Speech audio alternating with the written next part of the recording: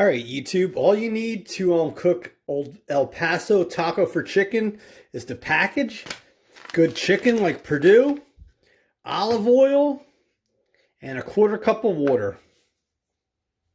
All right, so in your pan, put olive oil and put the stove on medium. So take a spoon, spatula, and just move this around for a little bit. Get the chicken warm. You'll hear it sizzle.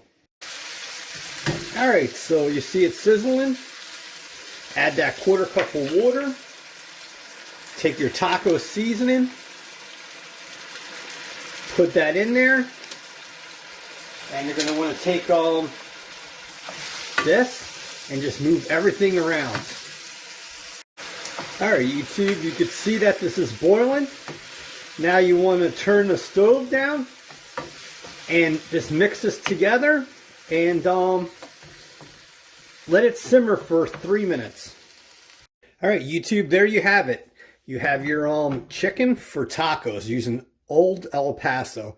If you like how-to videos, how to cook, please subscribe, hit the bell, and I bring you many videos every week. Love you. God bless.